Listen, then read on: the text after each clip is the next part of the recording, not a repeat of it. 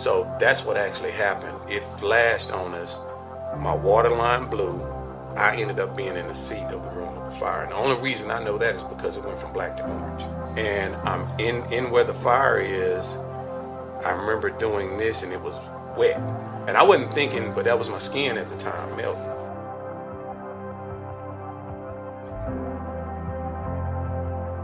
But I remember saying, not like this. I remember those 3 words, God, not like this. My firstborn hadn't been born yet. And my wife at the time was 9 months pregnant. And I just said, God, not like this.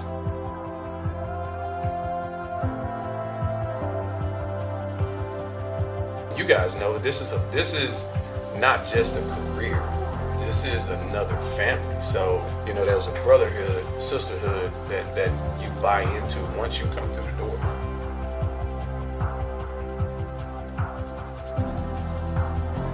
It was extremely supportive to see your brothers and sisters come through that door to support you and help you.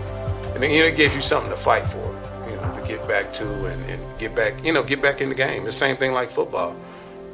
Those that are committed and are in the sport, that team, that camaraderie. So to answer your question, I'd say family, but DFR is family as well.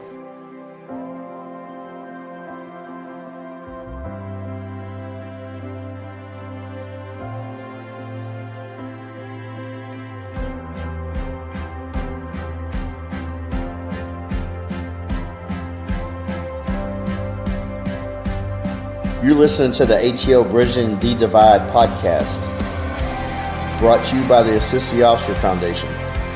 Since 1999, the ATO has given assistance to the first responder community, and now we want to give a platform to hear their incredible stories.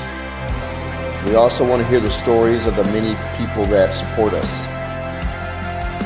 Our community is small, but it is strong. We have differences. We don't always agree. And we all make mistakes. But together we can grow, we can heal, and we can learn from those mistakes. And together we can bridge the divide.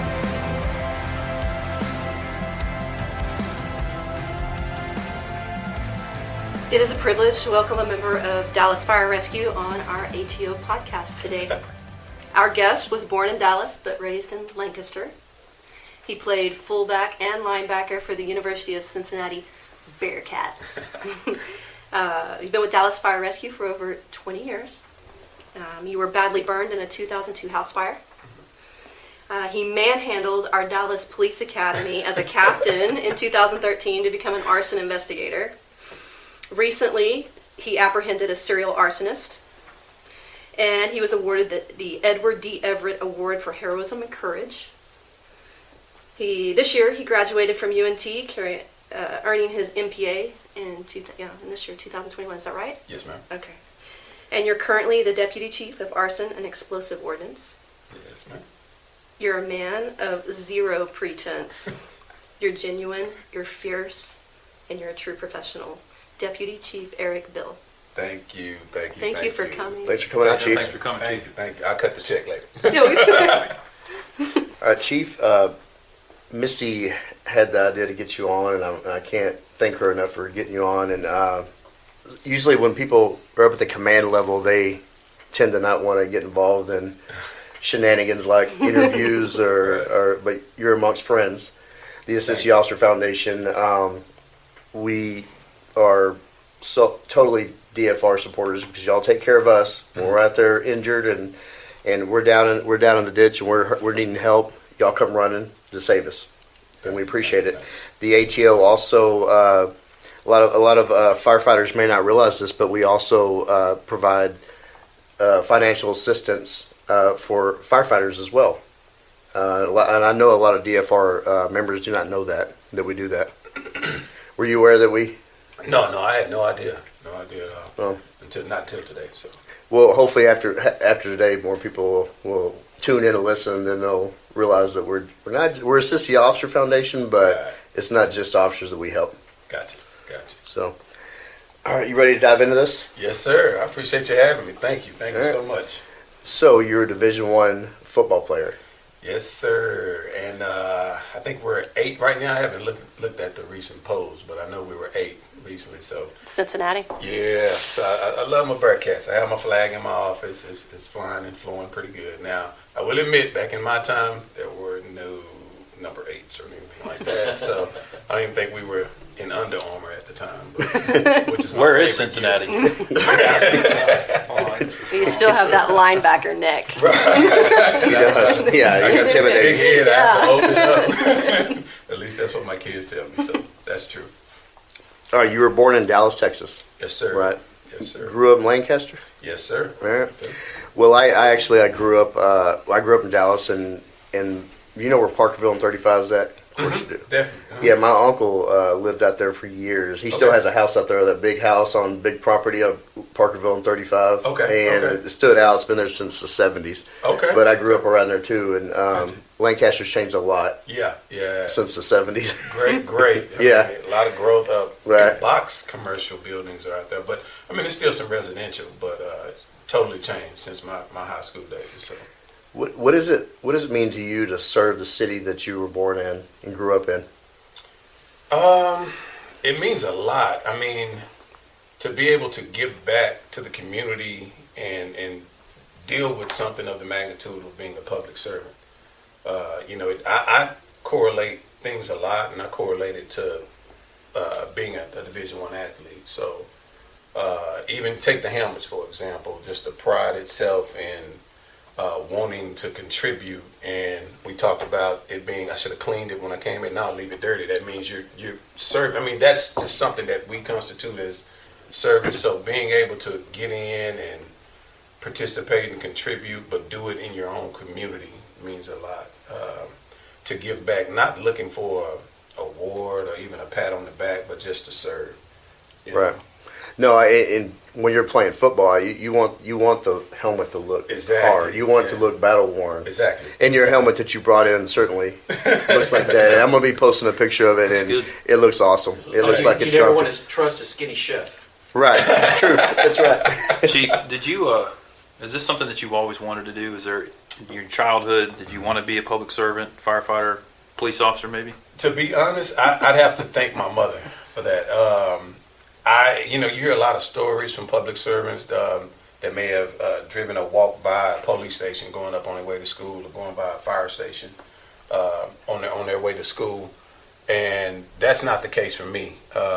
This was something that my mother was coincidentally paying attention to the radio at the time, and knew that I didn't want to go off into, I would say, work in a public arena. I mean, not public, but the private arena as far as commercial, and knew I had a heart for service. So connected me with the powers that be at DFR and put that connection together for me. So I always had a drive to actually serve and do work based on my upbringing of my grandfather and my parents, to give back. And that's something that was instilled with me as a child. But to be a public servant, I didn't have the ideology at first initially. But once I got connected with DFR and some events that happened initially in my career, that planted the seed forever.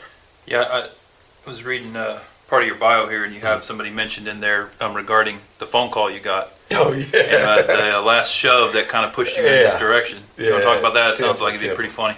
Oh, yeah, Temple. So when I came home from Cincinnati, I want to say that was 2000. Believe it or not, I remember that drive because I know I'm amongst officers, but I probably did about 110 coming from Cincinnati to Texas. I got here in 13 hours. Yeah, we probably did 120 getting here. Yeah. That's, Not really. So, but when I got here, I applied for the county, and I ended up working for the county for roughly about a year. But prior to that, I had, based on that phone call that my mother put me in connection with the recruiters at DFR, I submitted my information, put my name in, and then it was a wait. And during that wait was about a 12-month process, and I was already working for the county at that time. And when my name came up, I received a phone call from Byron Temple. He's retired now, a good friend of mine. And, he said, hey, you're up, man. You ready to come on in? And I admitted, like some in society, I had become complacent. and I was working a night shift out at the county, and I still remember the staff that I was with. And I received that call that day, the next morning, and I said, man, I think I'm good, man. And I don't know if we can bleep, but I'll just say he had some words of encouragement that you would have to bleep, and I'm glad I took those words of encouragement. And I actually would see him from time to time at LA Fitness, where we work out at. And when I made chief, that's something I pulled him to the side and really thought him, because he changed the whole trajectory of my life, being here on the department, because I was at that stale point where I was willing to accept, I thought that was the path I was supposed to be on, but God put him there to make that phone call. I'm sure God didn't want him to say what he said, but he got it out. What? I know you don't want to say what he said, but what was the first letter of what he said? Do I need to say it? What was the gist of his conversation? Man, you must be out your effing mind if you don't get your down here. Wait for this job. Yeah, I kind of took that. Okay, well, I'll see you in a minute.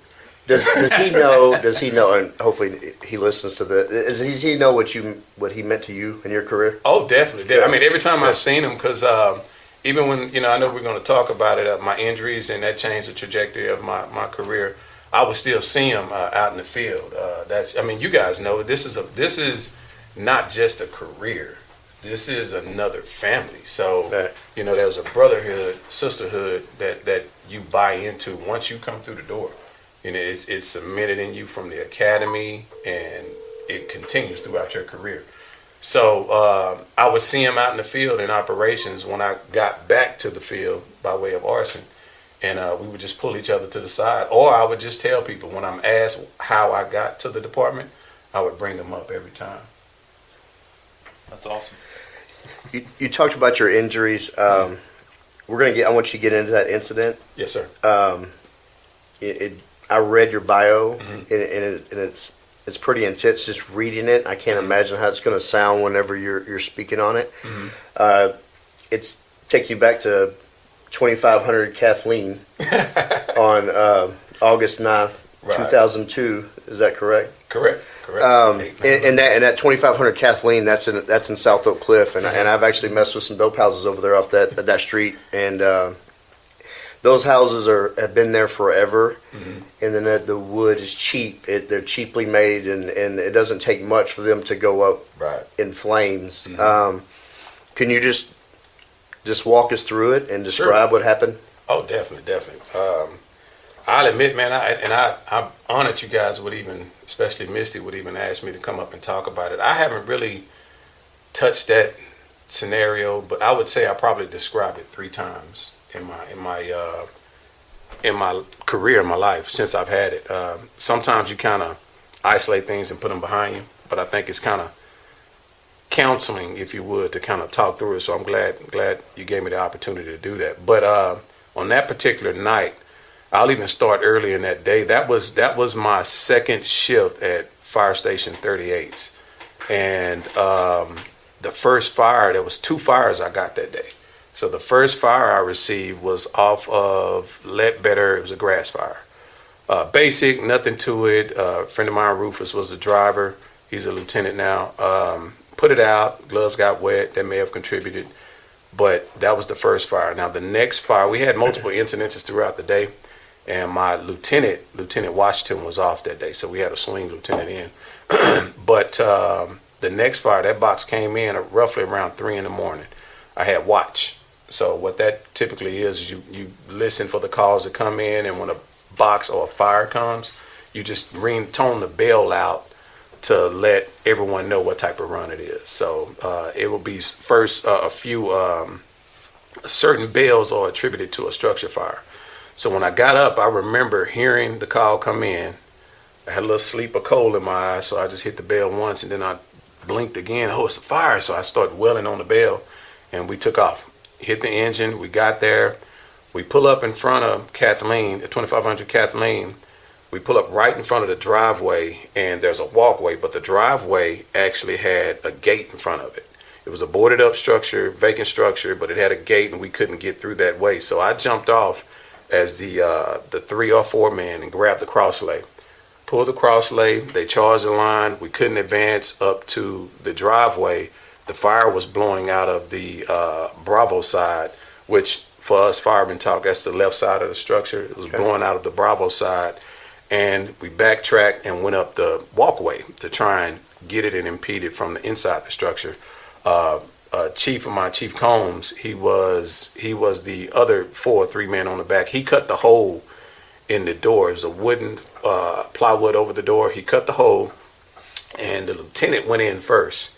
And then I crawled in immediately after him. And when I got in, this is my first structure fire. I got in, I remember standing up and boom, it hit me. My ears just started melting. And my first instinct was to drop. So I dropped, got my composure, said, okay, now you can't see, I don't know how familiar you are with fires or see from TV, you can't see jack. So you can't see, all you feel is heat, and you feel the layer of heat banking around you. So I just felt, and I think I hit his heel. I would tap, and I would crawl, and I would tap, and I would crawl, and I would tap, and I'd crawl. And I remember us getting outside of what I thought was the room of origin. I know we're going to talk about that. So the area where the fire is actually sitting, and getting ready to advance in the room, and boom, that's when it flashed.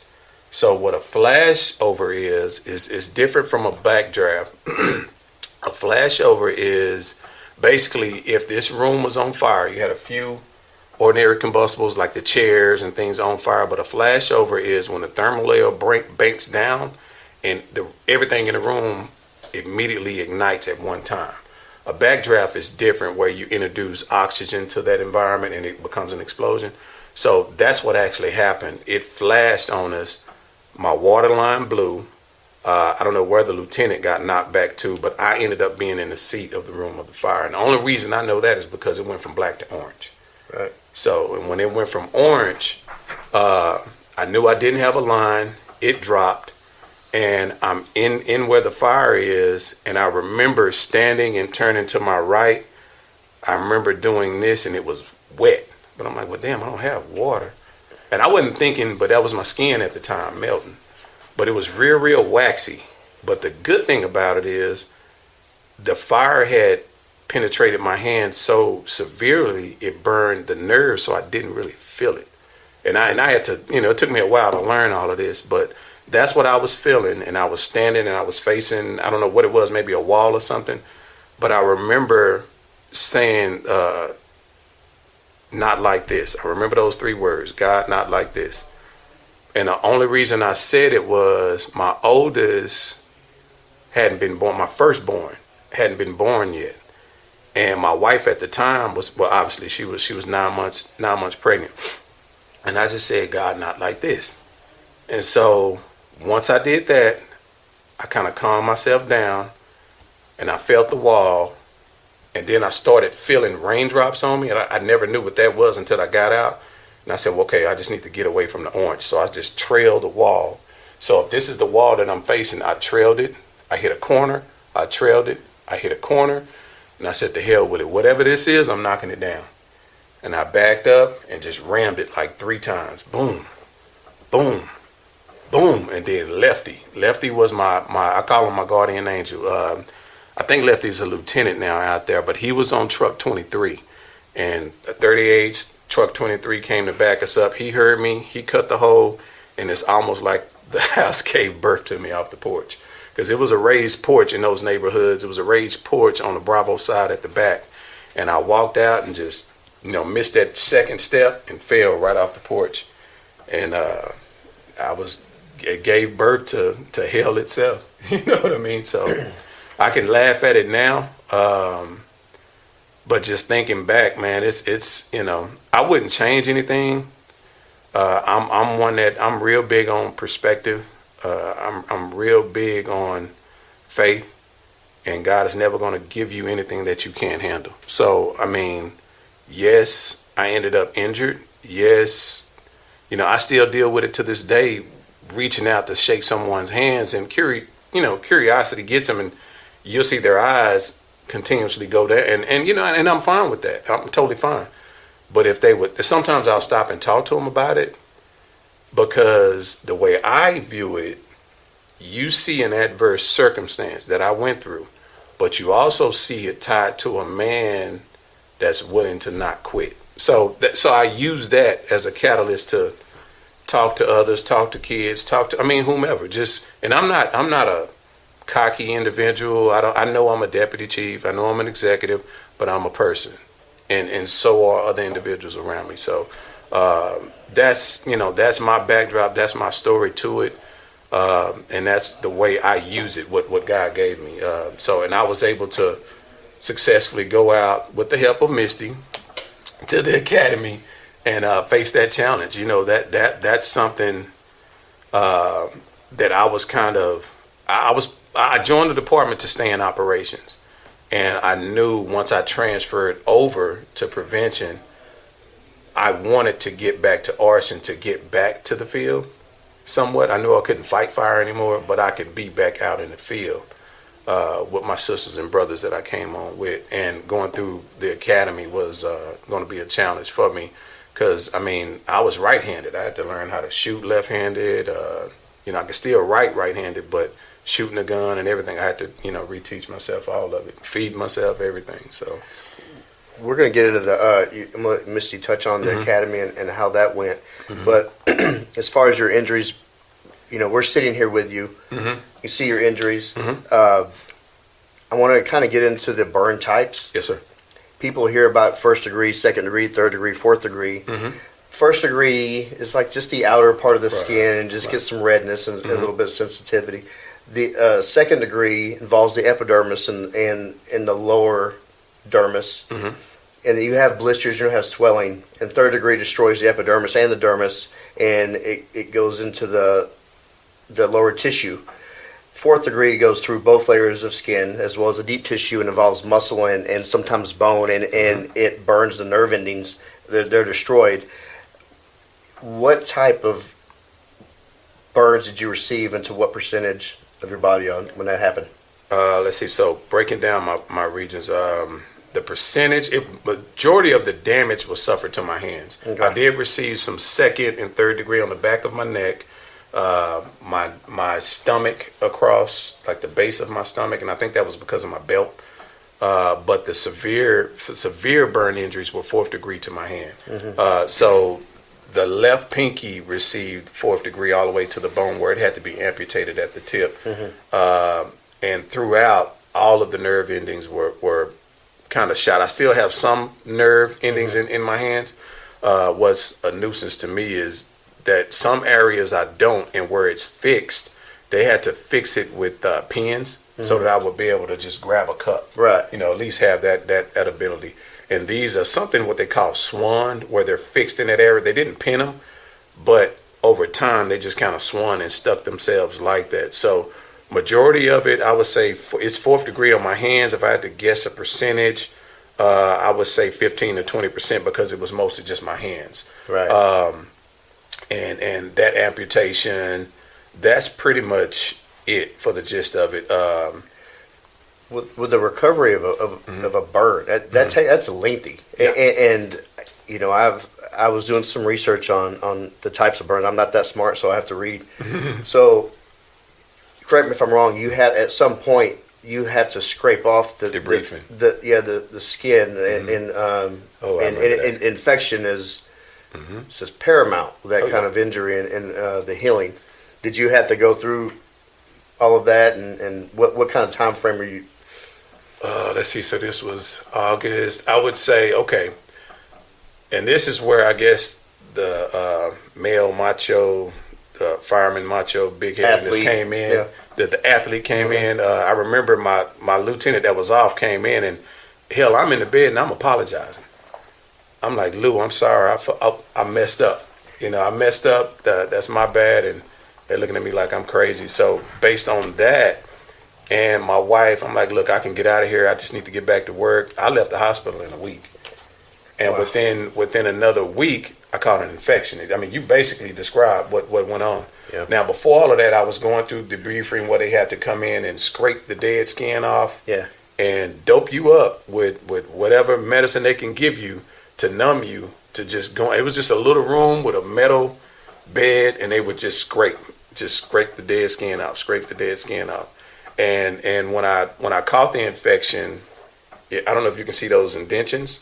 Yes, So sir. just imagine looking through your hand and a hole going all the way through. Golly. So this got infected. It was a staph infection is what it was. So when I went home too early, just because I was crazy, I caught that infection and had to go back, and I stayed, after that point, I stayed about a month to 2 months getting skin grafts. So initially they tried, I want to say it was either pig skin, it was somebody's skin but my own. All right. But thank God I love squats and doing the deadlifts and had big thighs. Yeah. So they got all of the skin off the front of my legs. I'm glad they didn't take it from the back. That would look too weird. So they got it off of the front, and they used that, and it actually took. So what you see is actually thigh skin that they had to use to regraft my hands and allow that to take. The undercoat, that was protected, I guess, by the little sleeve from the coat that you put on in your bunker gear. Mm-hmm. This was protected, or I had it clenched up to where it was only exposed to that top area. But yeah, the debriefing, the scraping, the staph infection, the time in the hospital, the morphine, oh my goodness. Seeing gargoyles this was old Parkland, so this wasn't the new Parkland. So I swore it was a gargoyle or something on the edge, and that was just the morphine. Probably was. But, I was just on it like a drip, Guy or something. where you just click it, and I would just click the hell out of it and click, because it would just hurt so bad. But I definitely went through it. I just want to go on the record, Chief, and say that your thigh skin looks very nice. It's very good. I like it. Thank you. You made a comment about people looking at your injuries. Yes, sir. And I think the most astonishing, or most, I don't know if you'd say rewarding, but to see you in a uniform, to see you in the shape you're in, Right. and to know your past, Right. to know where you come from the fire department, but not only that now you've crossed over to the police department, so you can do the investigative piece right there. Right. I personally know what the academy had in store. They had to do the same things, correct, Misty? Correct. I mean, he's just a student in the academy. No, he wasn't just a student. He's one of the best recruits I saw out there. Correct. So with that being said, I mean, I can only associate that. I have friends that are a firefighter, has gone Right. through the academy, and I know the stuff you got through there. But I mean, it's incredible. So when I look at your injuries, I'm like, I'm just astonished. I'm just like, man, here's this beast of a man right here, Yeah. and he's in great shape, and it's holy cow. I mean, Thank then you. you go through a police academy. I mean, Like it was nothing. How old were you when you went incredible. through that? Let's see. I'm 45 now. That was, how old was I? What was that? 13? Was that 2013? Yeah. So 36, yeah, 37. 36, 37. Right before the 40s. So close. But I mean, it was good time. It was good time. I mean, it was challenging. I still remember that first day where they knocked all that crap on the floor. I think I came in just almost late. But I wasn't late, but I was close. But it didn't matter. They were getting everybody. So Misty didn't tell you to roll over and suck your thumb, did you? I would never do that. I'm unprofessional. What do they call it? Good time. Breakdown day? What do they call it? breakout day. Yeah, breakout. Yeah, I remember that. They could not get that count right, and I forget his name, and I think he's at Central. He was in the corner right by the door. He couldn't count his freaking jumping jacks, man. It pissed us off. Just so y'all could have been in sync. Yeah, it still wasn't going to work. Yeah. Oh, they were going to run you into the ground. Yeah, It didn't yeah. matter. They were looking for a reason. You know Yeah. everybody wants to know this. Which one's harder? Fire Academy or Police Academy? Dun dun dun. I would now, Nobody's gonna listen with to all you, due okay, so it's respect, with all due respect, and I'll even go on record because I know my people may be hearing this. I would say DPD, and here's why. You have to the best of my knowledge, I don't know if we have it or not, but if I ever go out there as deputy, I can guarantee you we will. But I don't think you have a physical requirement that's mandated on you to meet once you, like a goal set that you have to meet this or this is your job. Physically you have to be at this level. It was exit level. It was entry, intermediate, and exit That's level. correct. I don't think fire has that. I know we didn't when we went through.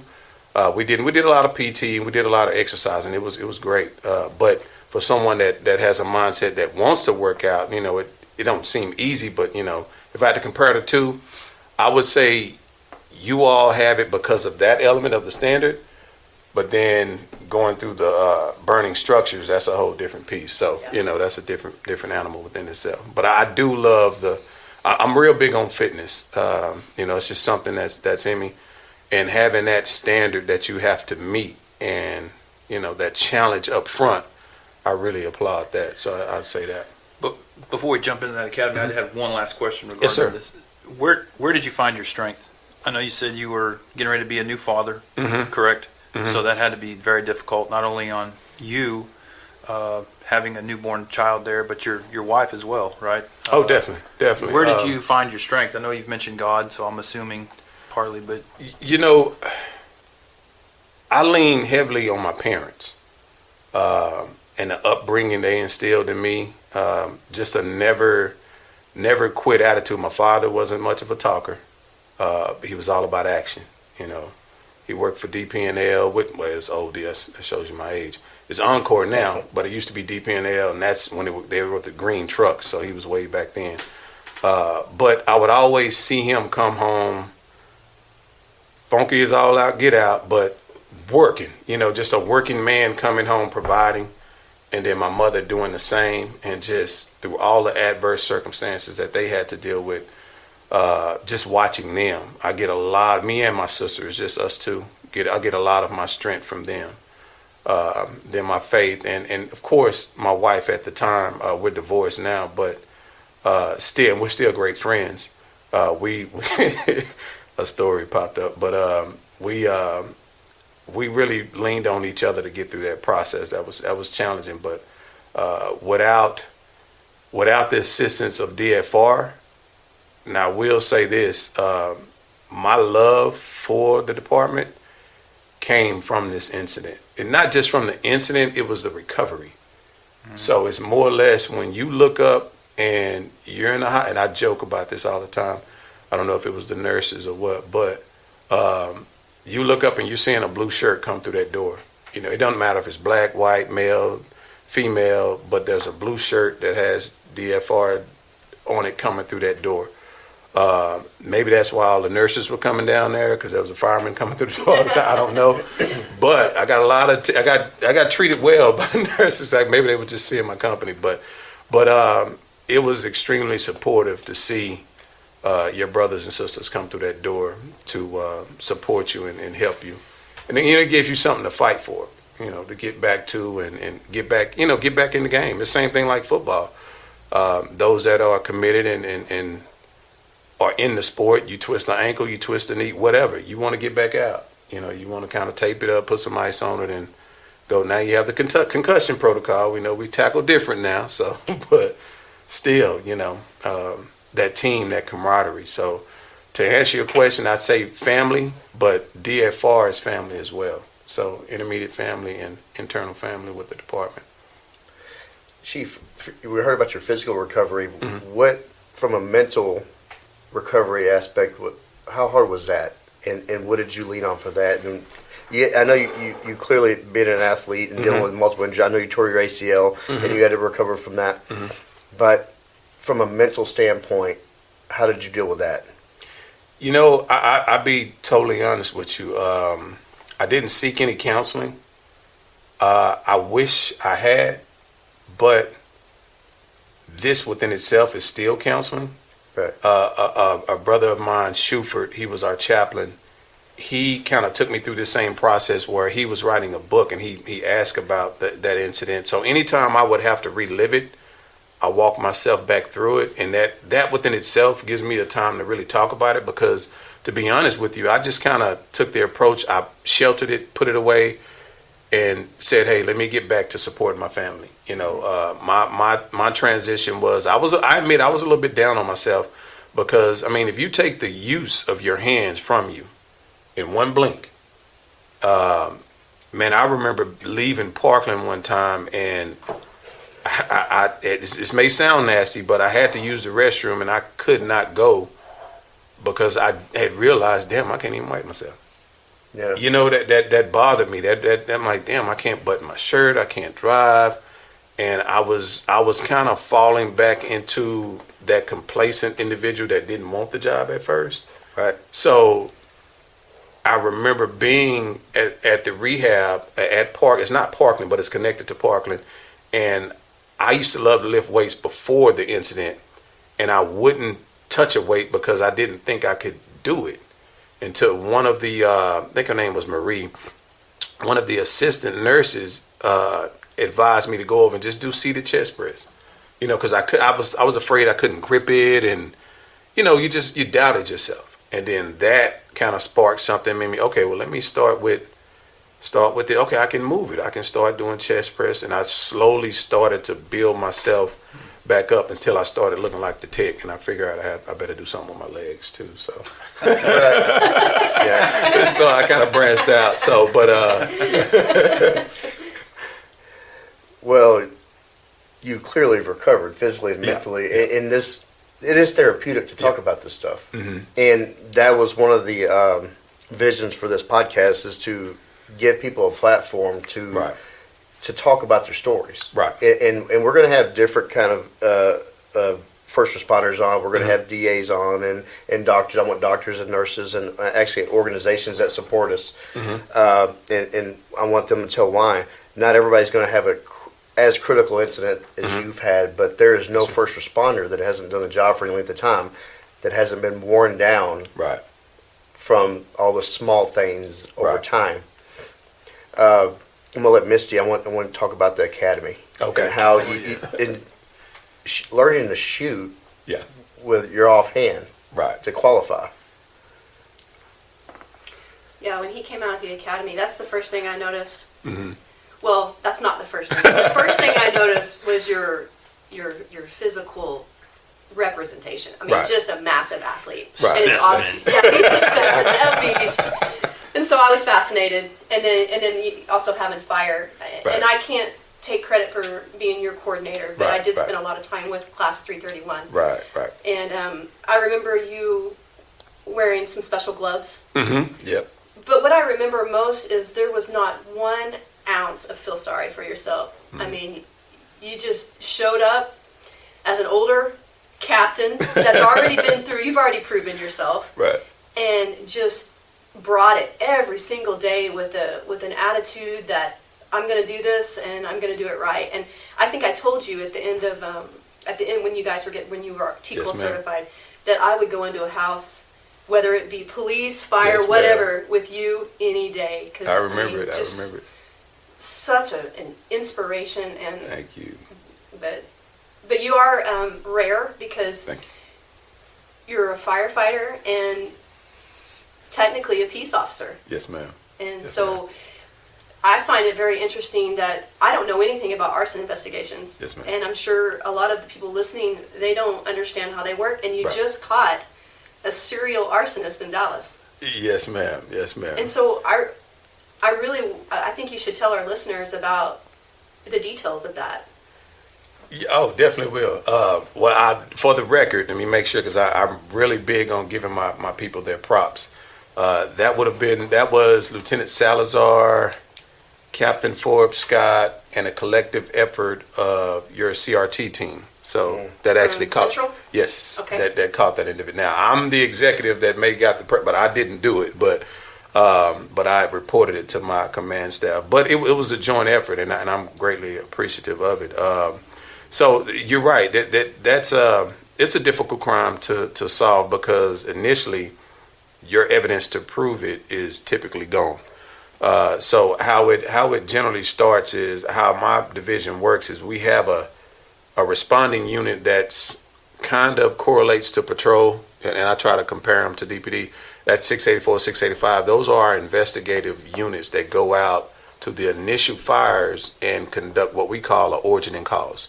So they go and put a origin and cause on that particular fire, which it could be one of 4 classifications, being natural, accidental, undetermined, or incendiary, which is arson. So once we hit that incendiary plateau, then it switches over to peace officer mode. And at that point, like any other ones, we will still collect evidence and everything that's needed to prove that case, but it switches over to an investigative mode, where either if we have enough evidence on the scene, typically it may be from a domestic case where even if your evidence is gone, you have witnesses there, your physical evidence, you have witnesses there that can give you the story. And if they can give you the story and you have video footage or whatever evidence that would prove that this event did occur and you have a suspect, then the initial investigators will file it at that point. But most of the time we don't have the full story, so it takes follow-up, and that's where your detectives would come in. Our daytime detectives or our daytime investigators. KO, the one that was with me, he's one of my captains that's on day shift. I love him to death. High clearance rate. So, and they love doing it. So, and that's basically tracking down the stories that correlate to that initial origin and cause, getting the phone records, mapping the phone records, sampling, taking samples, sending them off to the state, which takes forever. If we have to call in mutual assistance from a dog to sniff out certain elements of the case. What's really big is social media, because people like to brag and do dumb stuff. So they set the fire, go brag, or video footage, because individuals don't simply look up when they burn in a car. Or they don't understand that they're in a dump site and we have a good working relationship with the marshal's office, and we can get footage from there. So that's the telltale signs of working a case, but it all starts from that origin and cause and working through it, diligently to get that clearance. So what type of training do they give you? I mean, I get you have to go get your peace officer's license, correct? Mm-hmm. And then what type of schooling comes after that in order to be an arson investigator? It's through TCFP. I believe the requirement is 100 and it's either 160 or 180. I think they changed that number and increased it 80 worth of hours of training to become arson certified. That in conjunction with an arson investigator. So you're becoming a fire investigator, but the peace officer aspect is required through the state of Texas. So that's what actually makes you an arson investigator. So when you guys go through that training for the fire department, are you typically already an arson investigator before you go get your peace officer's certificate or your license? No, typically you go and get your peace officer first through you guys. Okay. We typically come through you all. We actually had one individual that had transferred from DPD, became an inspector, but then joined arson, so he didn't have to go. But still, typically the normal route is to go through and get your peace officer certification, and then you would get your arson investigation afterwards. Which it takes. I mean, it depends. It could be about a month, 2 months. That's the route that we took back in 2013. Once we spent our time, we got our T code. Immediately when we got out, we transitioned into fire investigation and received that as well. Cool. You carry a weapon? Yes, ma'am. It's Dallas. Didn't today, but but yes, ma'am. I'm a Glock guy, so started SIG, but went Glock. How was that transition from being right-handed and having to transition to be a left-handed shooter? It was. It wasn't that difficult for me because when in high school playing basketball, I could shoot either hand, so that helped out in my favor. It took some learning, but it wasn't as difficult because of my athletic background. So that helped out tremendously. I know it's kind of weird to shoot left but right, and people are like, man, it's kind of weird. Why is it? Nothing wrong with shooting left-handed, sir. Not a single thing. Lefty. That arsonist that started the 21 fires that we know of. Yes, sir. Yes, sir. What kind of punishment did he get? You know what? I think Michelle was the DA that's working on that, and I want to say, I don't know if he pled out or she got him some type of assistance. I don't recall, but I know she had recently contacted our office, and I think she made a deal with that one. Or was that the other case? I can't remember getting them mixed up. I take that back. That may not have been him. That was the one off of Mockingbird that I'm thinking about. So no, I don't know what he actually got.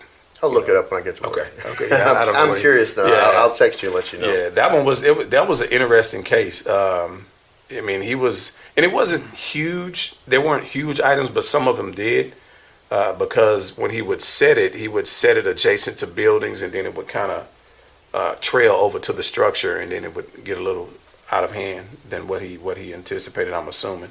But it was unique how we worked together to get that done. I think Lieutenant Sal had called in a favor from your CRT team, and I came in from work. It was late one night, and I knew you know how it is. Command staff wanted some information, so I went on into work because you're off, but you're never off.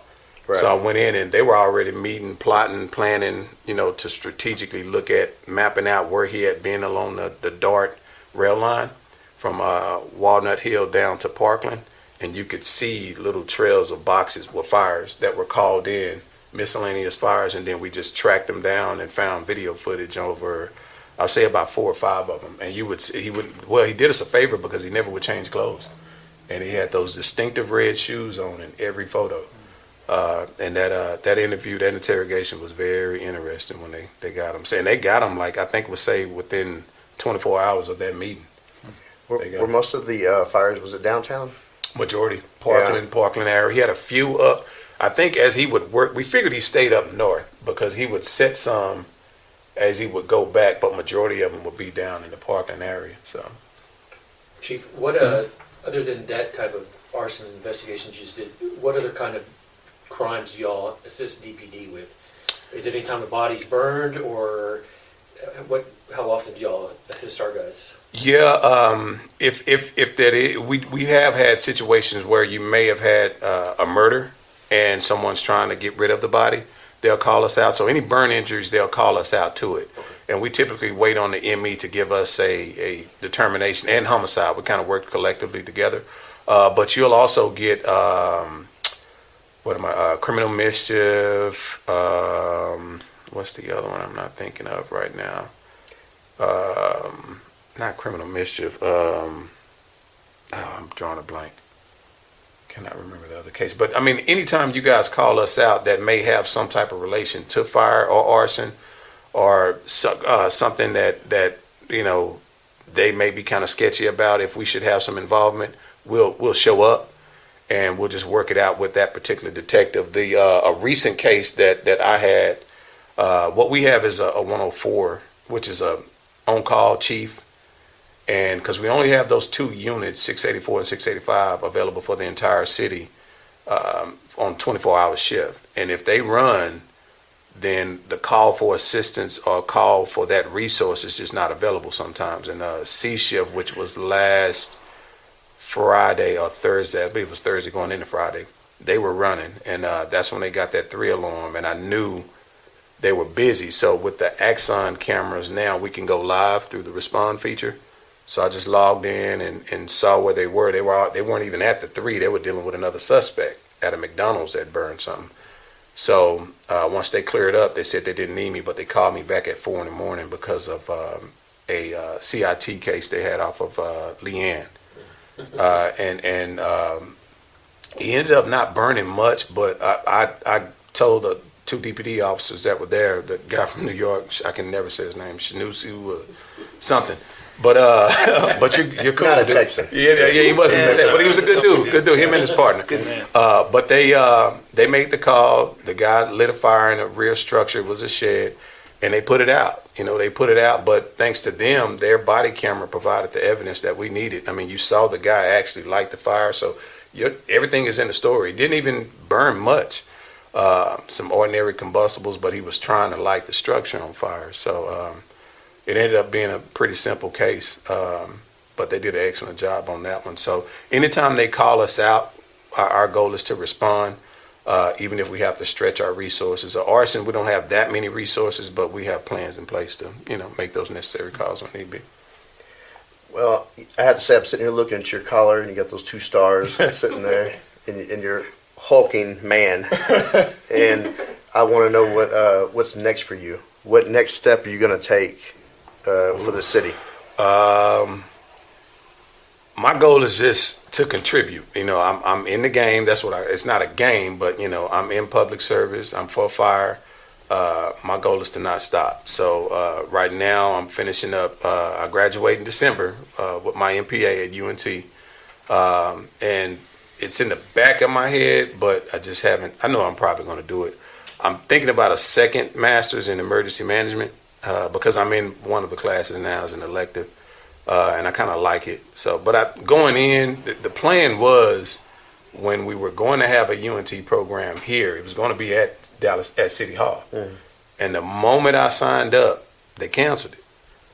So now I have to drive all the way to Denton back and forth.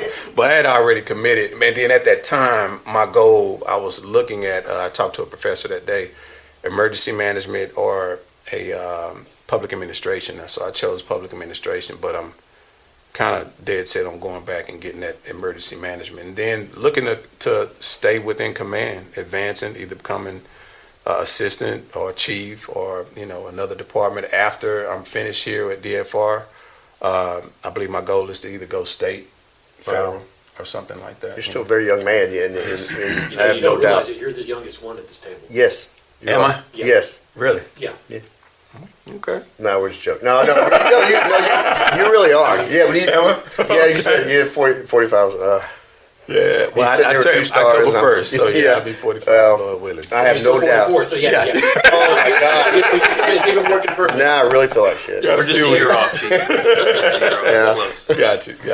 Chief, what's the last workout you did? This morning I did cardio. So yesterday and today was a cardio day. Tomorrow I'm looking forward. I'm doing a 2-a-day. So tomorrow I got legs and shoulders, but I have a trap bar for deadlifts. I don't really like deadlifts in the front. It does something to my back. So I like the trap bar. So I bought one. We just put a gym in at our You need to unit. go work out with him because we used to do this diamond bar. Yep. That, Oh, I love that. Oh, It's you love- good yeah, for man, shrugs, just follow- and yeah, it's a perfect. smooth up and down. Yeah, that's what I use. That's all it man. would kill me. It was, Yeah. I love it, man. I just That's my bought one favorite for the deadlift. gym. We installed a gym at our office over there off of Baylor Street. It was a file cabinet room full of unnecessary stuff that's been there since the 80s.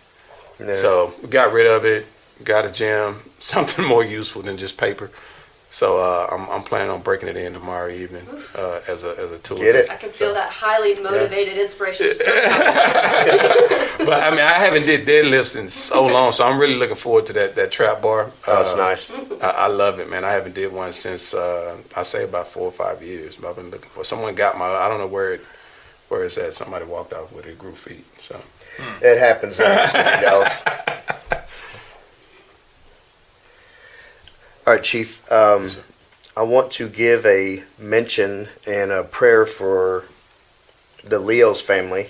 Yes, sir. You just lost a firefighter, David Leos. He had been on DFR since 1981, and he had a bout with COVID, and he had just passed away. The ATO family has reached out to his family and gave some assistance.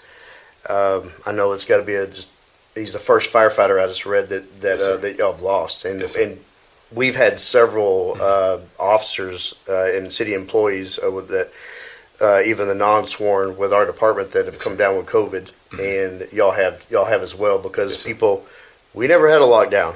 We kept coming to work. Right. We got to go. We didn't get to Netflix and chill and stay home, and right. we had to keep coming into the city and doing our job to protect everybody. yes, sir. Yes, So, sir. Chief, I want to thank you for coming on, Thank you for having me. and thank it's you. an honor to be sitting here with you. Your Thank story you, is thank you. incredible. I appreciate it. And is there anybody you want to give a shout out to in your firefighter family? Because I want everybody on your side Yes, sir. to hear this, and I hope they're as honored to be under your command as I am to be in your presence.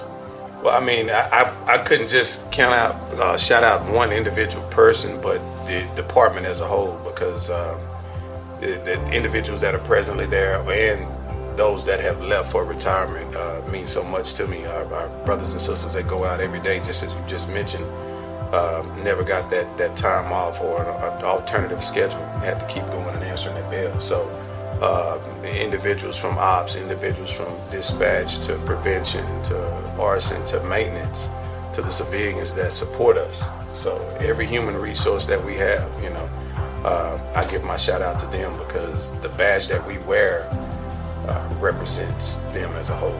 So, and that's police and fire. Yes, sir. We work hand in hand. We're here for each other.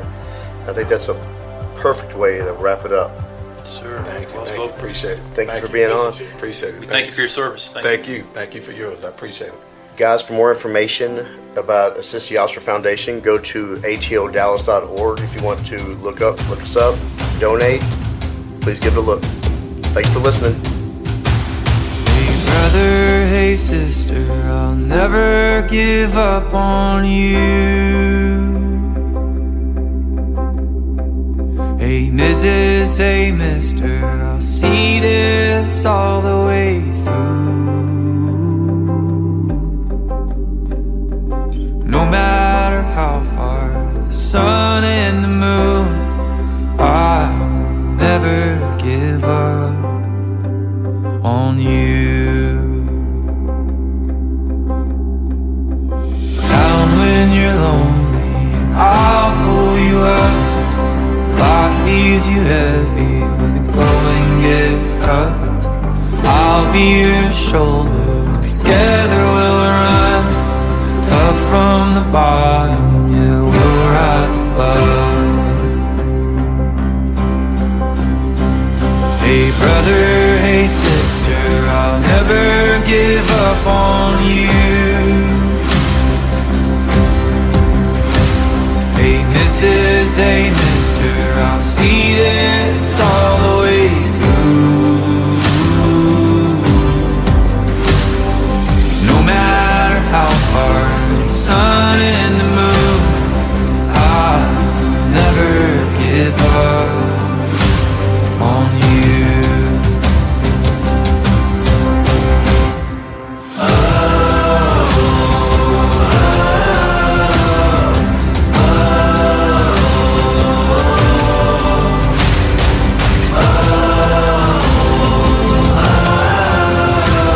I'll never give up on you. Hey brother, hey sister, I'll never give up on you. Hey Mrs., hey mister, I'll see this all the way through. No matter how far, for the gold and the blue, I'll never give up on you.